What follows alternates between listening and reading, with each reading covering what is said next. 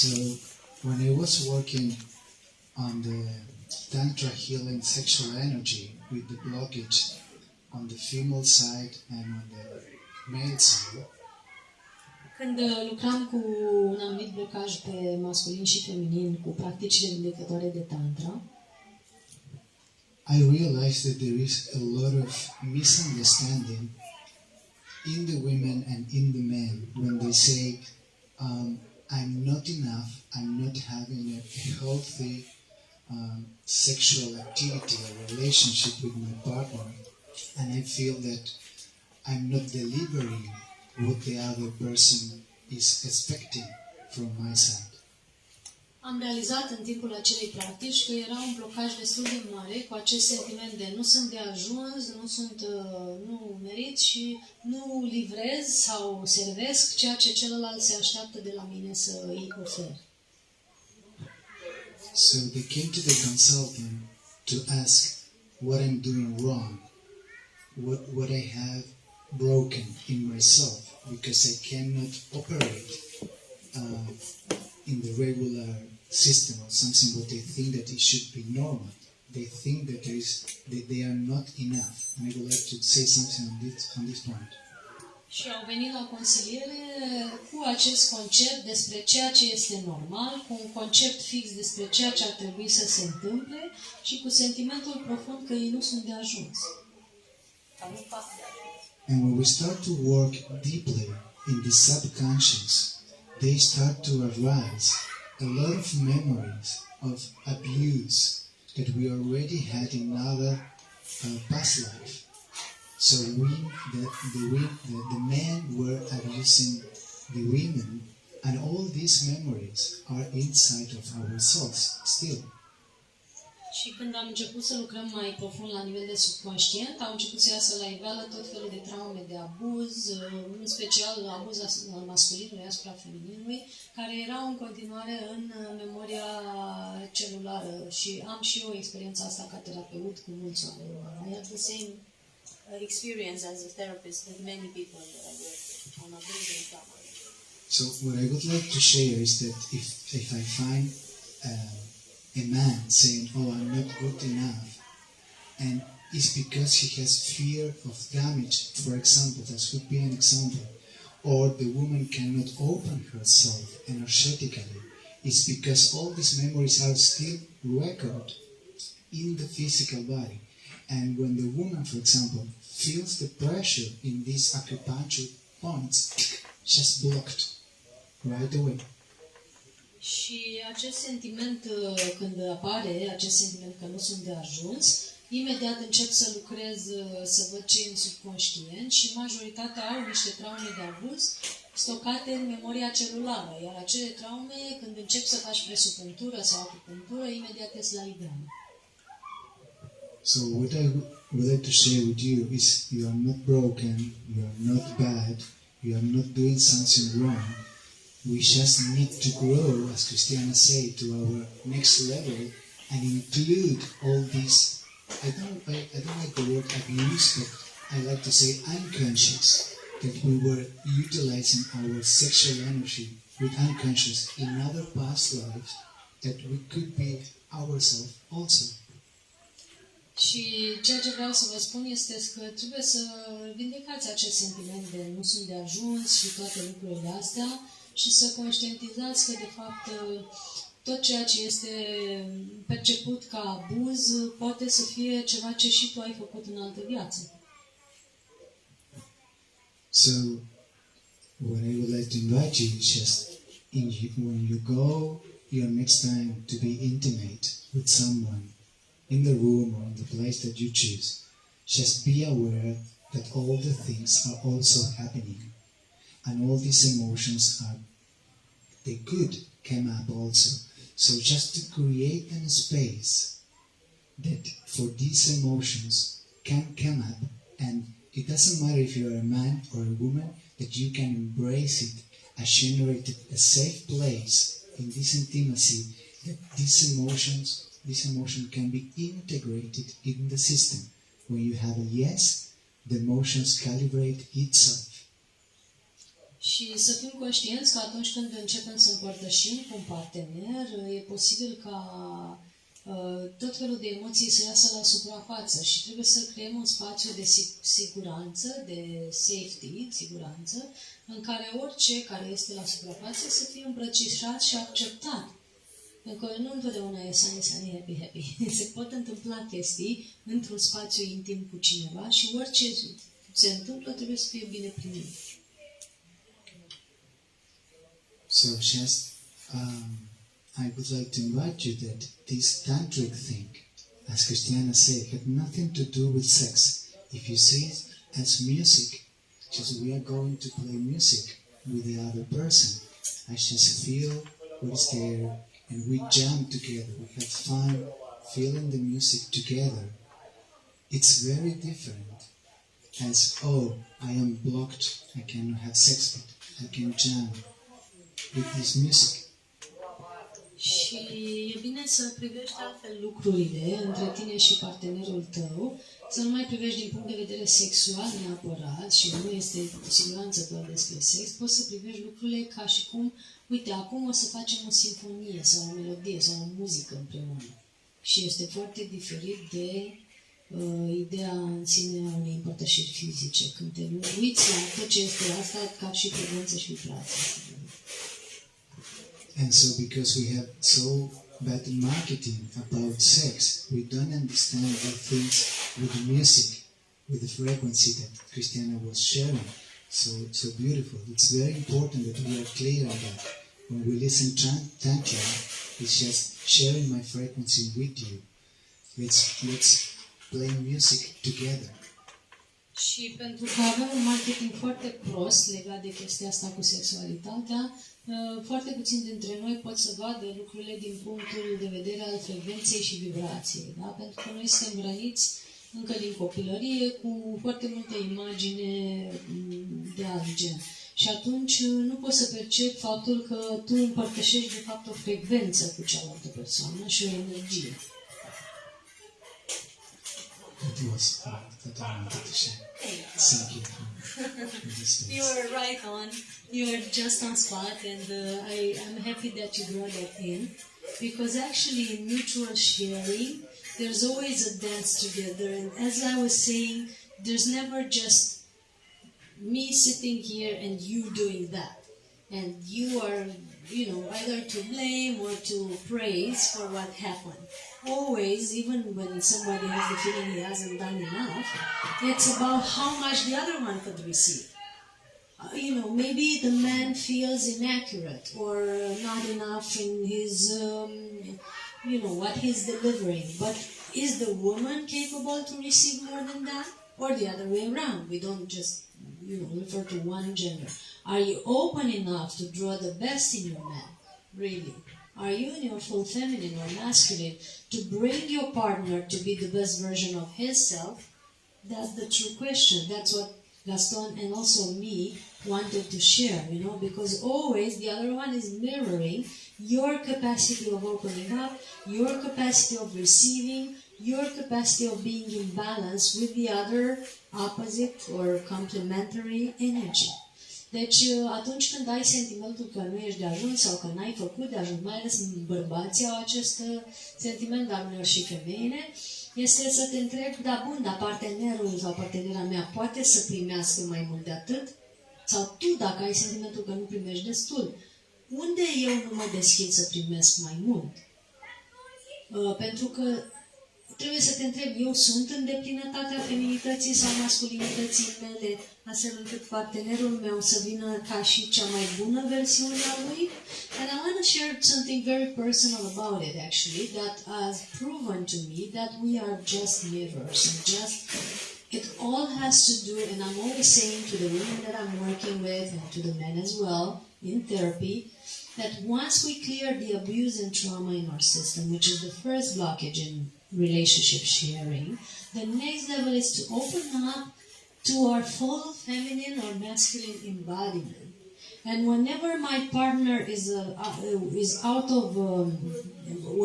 of sync in this sharing with me, was because I wasn't coming in my full goddess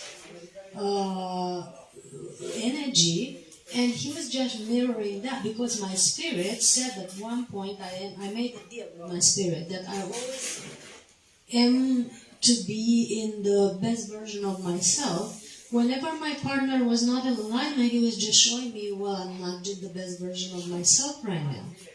And I didn't have to do anything to him or say anything to him or make guilt, shame, and blame games. I just had to come back into my alignment, and he would shift instantly. At one point, not very far from now, there was someone who was really behaving really disconnected in a way that I was not really enjoying anymore. And I did a session with my inner feminine to see which are the parts of me that I was leaving aside or not honoring, because I wasn't feeling honored before. In the middle of that session, the person has written a long message to me, apologizing and honoring me instantly, saying, I know that I have my own issues, I have my own rhythms and all that, and I'm really sorry for not honoring you the way you should be honored. It was instant. I didn't have to call and say, look, I'm not this and that or whatever. It was my instant shift into paying attention, or where am I not honoring myself. He reflected it instantly. That's the power of Tantra. Deci vreau să spun că întotdeauna este despre cât de mult incorporăm noi din puterea noastră interioară, din energia noastră, și partenerul nostru o să oglindească întotdeauna asta. Și acum ceva vreme era o perioadă când eu eram nemulțumită de felul cum cineva împărtășea cu mine, mi se părea că nu mă onorează. Și am făcut o sesiune cu mine să văd unde nu-mi onorez eu femininul. Femininul meu era un pic ostenit, să zic așa. Și în momentul în care eu mi-am onorat femininul și am acordat atenție, exact în timpul ăla, cealaltă persoană mi-a spus un mesaj lung în care a spus, uite, ce iertare, eu știu că nu am cel mai bun comportament, am problemele mele, am dinamica mea acum și poate nu în cel mai bun ritm, dar vreau să știi că tu meriți mai mult și că eu te onorez și că așa mai departe. Deci a fost o gândire instant a ceea ce eu transmitam. Instant. So that's very true. I love doing this with a male, Yes, me too. Care e părerea despre sexul astral? Sorry? he has a question, but we will let you continue and then we move to the next question. Yes. Just, I would like to put one thing more on the table, that it's very important. That, for example, if I need to be hugged, if I need to be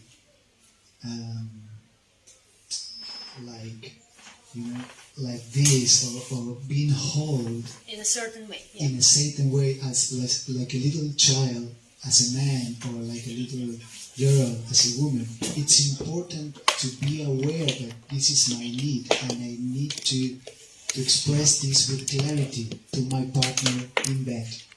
Because the problem is that if there is a woman half naked in the bed and say, could you hug me? And as a man, we are not aware enough. We think that she wants to have sex or she wants to go in the other direction. So clarity is very important in bed or in this intimacy. Zice că e foarte important să ne transmitem nevoile pe care le avem unul către celălalt. Și dacă eu am nevoie de o îmbrățișare ca femeie, e foarte important să transmit asta cu claritate. Pentru că bărbatul de lângă mine ar putea să înțeleagă, în momentul în care eu încep să mă apropii fizic, ar putea să înțeleagă că poate vreau să mă duc într-o altă direcție, spre sexualitate, spre orice altceva, când de fapt am nevoie de o îmbrățișare și atât. Și e important ca în împărtășirea intimă dintre noi să avem foarte multă claritate și coerență, aș spune. I would add that sometimes we send mixed messages,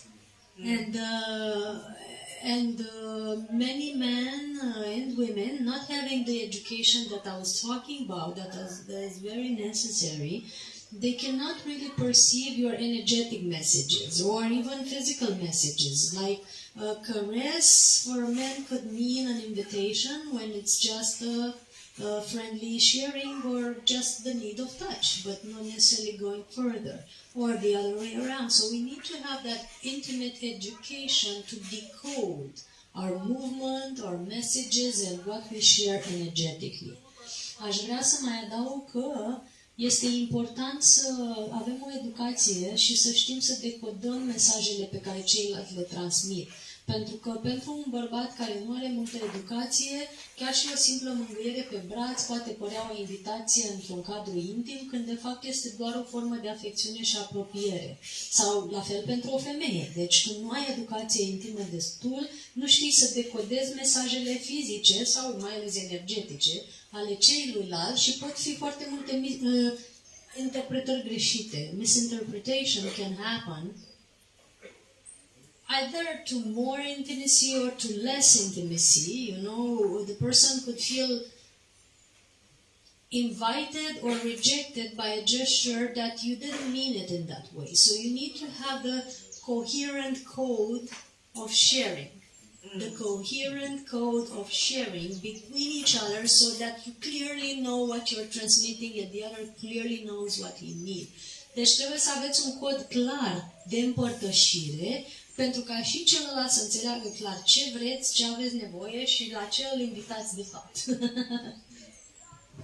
And also be clear that when you are in bed with the other person in intimacy, it's not only you in this moment, it's all your little parts also, all your hurts, all your little child or little girls inside of you. If you are aware of this, as Cristiana said, when you start to practice this, I like to say this music, this sharing the music together, it's very natural that pop up insecurity or a lot of emotions. If you are aware that you are touching these hurts, you can generate a space for 1 to 5 minutes. The time that it is needed is not like, oh, I feel rejected because my woman suddenly turned around and don't look at me anymore. So instead of going in this circle of unconscious pattern, be aware and say, in this moment I feel rejected, or in this moment I feel that I need this.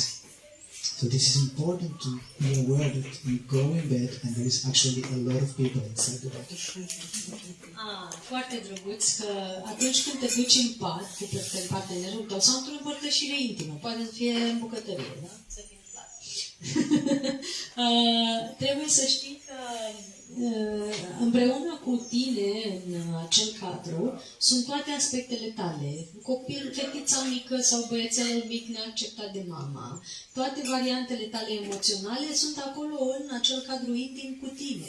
Și trebuie să le îmbrățișezi pe toate și să le lasi să se joace acolo și să fii conștient de ele. Și e posibil ca la un moment dat unul din acele aspecte să iasă, să vrea să fie băgat în, să-i se dea atenție, să fie băgat în seamă, exact în momentul ăla.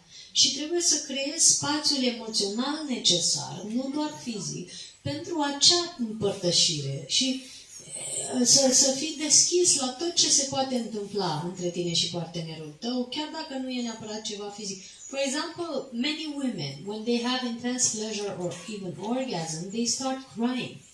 They might start crying heavily. This might be a surprise for a man, even a shock. You were expecting to have done a good job and there she is, bawling her eyes out. What's happening? Have I done something wrong? Men are contracting. It's all of a sudden, oh my God, have I done something wrong? What's happening here? So having the right code for you, of sharing for you and the other person, you know exactly, or just or share space, make space to learn what is actually happening with the other, and that maybe it's not about you, it's about his little girl, her little girl, his little boy, or whatever else is in that environment with you. Deci, uneori, femeile mai ales, când au orgasm, pot să aibă un plâns foarte puternic. Și pentru un bărbat asta poate fi șocant sau chiar, traumatizant, că tu te-ai așteptat că ai făcut o treabă bună și deodată fata plânge de nu mai poate. Ce s-a întâmplat, ce am făcut, nu? De-aia trebuie să ai clar codurile de împărtășire, să știi butoanele celuilalt, da? Și în același timp să fii deschis să le descoperi pe alea pe care nu le știi, să creezi spațiul necesar să le descoperi pe celălalt, indiferent ce s-ar putea să aducă pe masă sau ce s-ar putea să fie acolo. Și să ai deschiderea pentru orice se întâmplă, nu să te aștepți să se întâmple ceva într-un anume mod, într-un anume fel. And Gaston was also asking about non-ejaculatory orgasms. Those are only possible when the inner channels are clear. Because you actually have to draw a physical energy, which is denser than milk. You have to draw it up your spine and transform it into non-physical energy. That's the internal process that has to happen, and that stuff can only happen when your channels are clear. You cannot move something physical and make it into non-physical, so alchemize it, unless you have a real power of focus and no blockages in between. And yes, I have met men that were able to make love for 5 years with no ejaculation in the process. And I've met men who were never able to do it because their mind would not be able to understand inner alchemy in the first place. So it's a big difference between the two. Deci spuneam că și referitor la întrebarea lui Gaston cu privire la orgasmul fără ejaculare, este important ca oamenii să înțeleagă că acest lucru se poate întâmpla în momentul în care canalele noastre sunt curate sau cât de cât deblocate, pentru că trebuie să iei o energie densă, mai groasă decât laptele, fizică, concretă, și să o transformi pe canalele tale interioare în energie non-fizică. În China, în medicina chineză, se spune a transforma Jing în Qi și Qi în Shen, care înseamnă duce energia fizică la nivel de energie non-fizică, dar tot destul de concretă, și apoi o transformi în spirit, în conștiință. Dar asta poți face când ai o clară alchimie interioară. So you transform the Jing energy, the dense matter, into Qi, which is still it's still something that you're able to feel. It's something concrete. It's clear. It's an energy inside of you, and that you transform into spirit, which is complete vastness. That's the inner alchemy process that happens in a non-ejaculatory orgasm. That requires a high level of focus and consciousness, really, and it's only possible when you're pretty clear over here, you know. And also it's important to do this, that the woman help because of the movements, because the women are very activate for this touch. Yes, so if the man needs just a moment to breathe and to do this process, as Mantak Chia explained, and if the women are not aware of that, you keep moving and you burn the man. So it has to be something that we have to be aware of both together and are willing to expand our consciousness together. This is important. Da, și asta este foarte adevărat ce a spus acum, că în procesul ăsta partenerii trebuie să se ajute reciproc. Este imposibil, eu sunt sigură, pentru un bărbat să facă asta dacă femeia de lângă el nu îl ajută. Și ea trebuie să fie conștientă, să știe când să se oprească, să știe să-i dea timp, să-i dea spațiu pentru ce are de făcut, pentru respirație, pentru vocalizare, pentru că dacă tu continui să te miști sau continui să faci anumite lucruri în timp ce el încearcă să transforme energia în Qi și din Qi în Shen și toate astea și tu ești acolo pe toți, o să fie un pic mai greu să facă lucrurile, adică trebuie un pic de colaborare. Nu se poate chiar așa doar de unul singur. So my last thought on this is what I would like to share is, please be honest with yourself, be gentle with yourself, be transparent with yourself, and don't be afraid of saying, in this moment, I feel insecure, or I feel this, or I feel fear, or whatever it is that you feel. Because in that moment you generate coherence in your system. This is what you are feeling. And when you express it to your partner, that it doesn't mean that you are going to be a man who has fear all your life.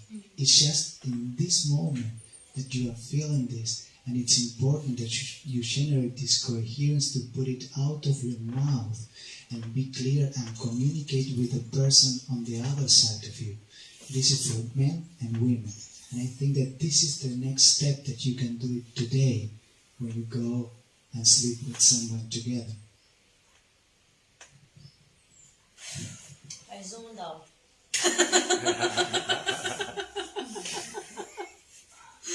Sorry. Cineva a înțeles ce a zis și vrea să... Andreea, zi tu ce a spus. So honestly, am fost în altă parte, îmi pare rău. A spus că este foarte importantă coerența în tot ceea ce se întâmplă și că este foarte important să fii suficient de... să poți să-ți lași momentul de vulnerabilitate și să împărtășești ceea ce simți în acel moment, indiferent dacă este poate frică sau orice s-ar naște acolo, să nu te temi să spui asta, ci din contră să verbalizezi. Și atunci partenerul tău va fi acolo pentru tine și va putea fi capabil și veți putea fi capabil împreună să treceți peste acest moment care, într-adevăr, reprezintă doar un moment și nu se va extinde pe permanent. Mulțumim. No, I just needed a break.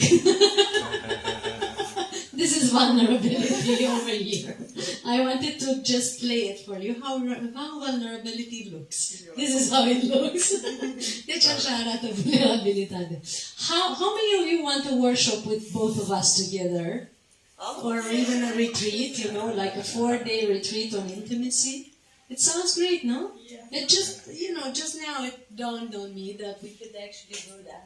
Huh? Would be fun, nu? Deci întrebam câți vreți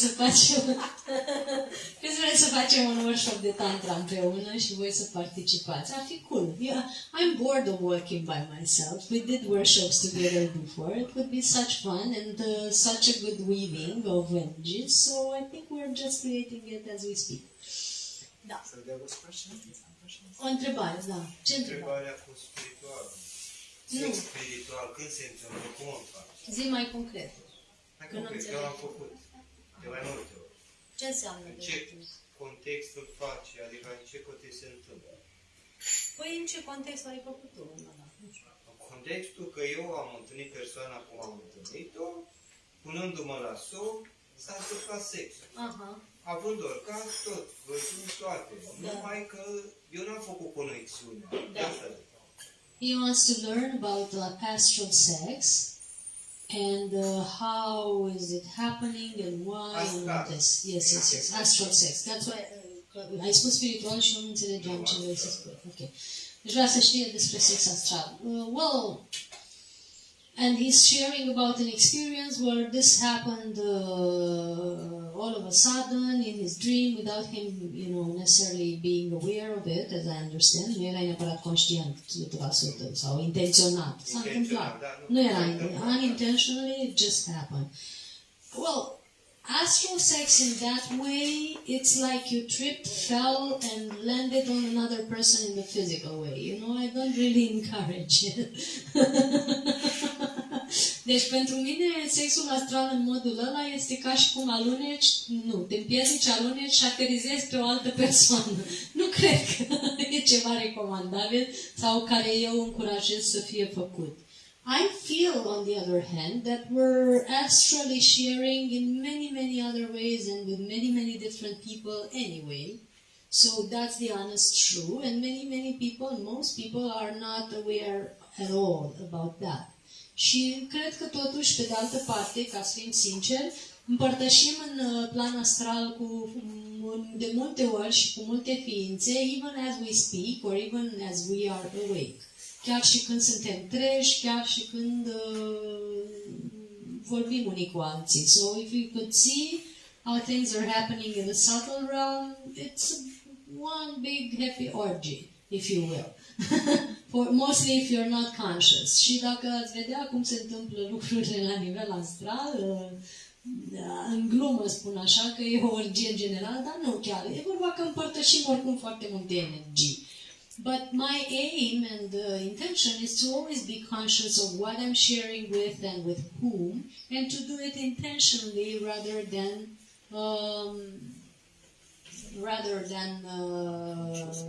out of the blue. And I feel it's very okay when you know the partner and you are intentionally connecting to him, especially if you have a long distance relationship or whatever. But if it's happening unconsciously, there's many things that can be exchanged that it's not recommendable or wanted in an exchange. So, yeah, I don't encourage it actually, that's my answer. Or do it consciously and be always awake. That's another possibility. Deci, I'm translating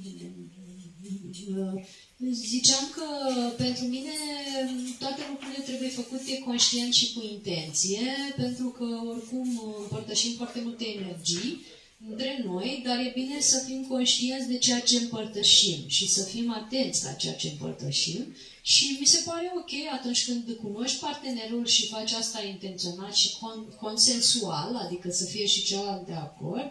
Iar dacă nu este consensual, nu este intenționat și nu știi cu cine se întâmplă, lucrurile pot fi schimbul de energie nu e neapărat să fie benefic și nu încurajez niciun schimb de energie inconștient. E bine să fim treji și conștienți cât de des posibil. Asta e părerea mea.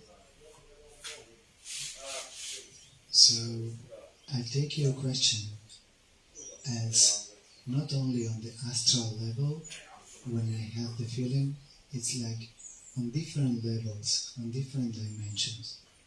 So what I feel is, I got people calling me saying, Gaston, I met you somewhere in some dimension and we were melting together and it was like, if you would like having sex. But having sex is something that we have in this dimension, in this frequency. This is the way that we understand it here. But remember that we are like in a building in different floors at the same time. So what we actually doing in the other dimension is we are sharing information. We are sharing knowledge and awareness. So this melting together is just sharing information. So I'm not sure if I am answering your question, but I think it's important that it's clear that these things are happening. But this, what I'm just explaining, is very different as we think to be in bed with someone having sex or having pornography or all this. This is a little bit different. That's just I wanted to explain this also because this is also happening. Deci spunea că oricum noi împărtășim în foarte multe dimensiuni, împărtășim energie în foarte multe dimensiuni și pe foarte multe nivele. Și atunci multe persoane îmi sună și spun, Gaston, uite, simt că ne-am întâlnit și ne-am contopit în nu știu care plan energetic, pe nu știu care nivel. Și pentru unii oameni asta poate fi interpretat drept sex, de mintea umană, dar în fapt este un schimb de energie. Și există multe moduri de a schimba energie, de a împărtăși energie în foarte multe nivele ale conștiinței noastre, dar important este să fim conștienți. I also feel to start completing this session because my consciousness is literally moving somewhere else as we speak, so it's necessary that I also move. Și simt să încheiem totuși această sesiune, că efectiv conștiința mea se mută acum în altă parte și simt să mă mut împreună cu ea ca să nu fie o disociere. If there's something we need to add or ask, that would be this final thing, so that we move into a brief meditation and the closing ceremony. And the reason I actually wear this today, this is a combination of frequencies. Și motivul pentru care port asta azi este o combinație de frecvențe. Everything that I wear or am is a combination of frequencies, so it is new. Tot ce purtăm sau suntem e o combinație de frecvențe și așa e și în voi.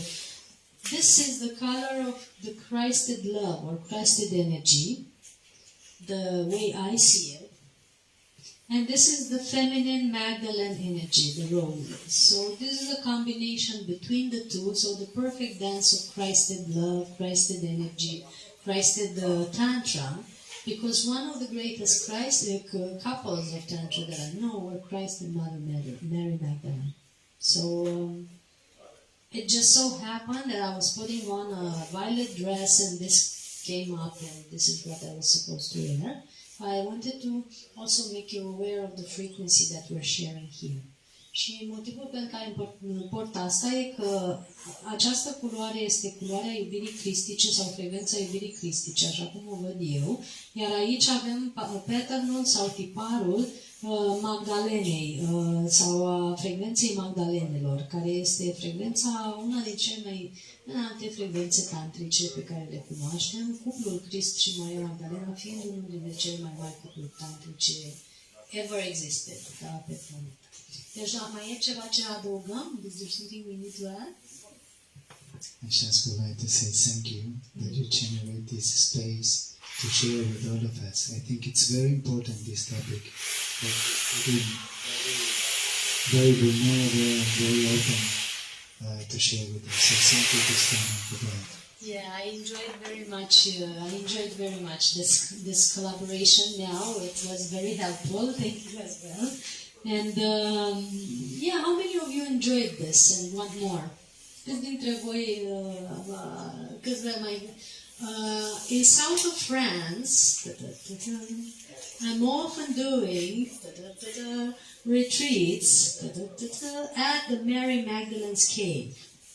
That's one of my favorite games on the planet right now. And it's one of the only ones that I did lately. Deci în sudul Franței fac niște retreat-uri la peștera Maria Magdalena în fiecare an și e unul dintre puținele jocuri pe care le mai joc acum și care chiar îmi plac. The point is, I've been doing it for a long time and I got bored, so this year I didn't do any. Ideea e că am făcut asta de mult timp și m-am plictisit și anul ăsta nu prea am făcut. But it just so happens that Gaston has moved to the south of France just recently. Da. And I'm going to the Maria Magdalena tomorrow in 2 days. Okay. Yeah, so It's connected. we will connect with the Sphinx in Romania, which is also the frequency of Mary Magdalene. It's the same energy. Deci, eu am făcut asta mulți ani deja acolo și în ultimul an m-am cam plictisit și nu prea am mai făcut, că eu dacă mă plictisesc, nu contează câți bani sau cât prestanță mi-aduce un lucru, pur și simplu mă opresc să-l mai fac. Dar numai se întâmplă că tocmai s-a mutat Gaston în sudul Franței de curând. Și da, așa ca din întâmplare fix acolo s-a mutat și mâine chiar acolo se duce, deci s-ar putea să facem niște lucruri la sfârșitul lui septembrie sau după jumătatea lui septembrie acolo. So we might do a retreat together at the end of September there, if everything falls into place. I just now, it's not something that we prepared. I never knew that we were going to have this conversation over here now. So I'm just going with the flow, you know, because I want to go in the south of France anyway to be at the beach at the middle or end of September. So why not do also some beautiful sharing? And I feel to do a Tantra retreat this time, so that we include the energy of the Magdalene, the energy of the Christed couple, the Christed love into the picture. Before it was just about the feminine energy, more about, you know, and some sacred sexuality, but now I feel to move it to the next level. Deci ziceam că pe la jumatea sau sfârșitul lui septembrie oricum vreau să merg în sudul Franței pentru că acolo merg eu să mă odihnesc și pentru că multă vreme am făcut chestia despre potențarea energiei feminine, un pic de sexualitate sacră, dar nu foarte mult. Acum simt să mut toată chestia înspre relația tantrică și iubirea cristică și să intrăm mai profund în acest subiect. So how many of you would be interested to participate? in that in south of France. No, you can raise your hand even if you don't know how you're going to make it there. I'm asking if you're interested only. Deci puteți să ridicați mânuțele și dacă nu știți cum puteți ajunge acolo. Vă interesează doar dacă vă interesează subiect. Ok, so it's done. It is done, it is done, it is done, so it is. We'll just see about the dates and if Gaston is available or whatever needs to be done, but it's just a project that we're landing now. And I'm happy to enter this new stage of sharing because, this year I was really bored of everything that I've done before, so I didn't do much. I was saying in Romanian that when I get bored of something, I just stop doing it regardless of how well it works, how much money or fame or whatever it brings me. I just stop doing it because, I got bored. So that's no longer my frequency. So I did most of the things that I did before, I have just stopped this year and had lots of dancing and lots of fun. The next step is going to be this one. So now I feel to go deeper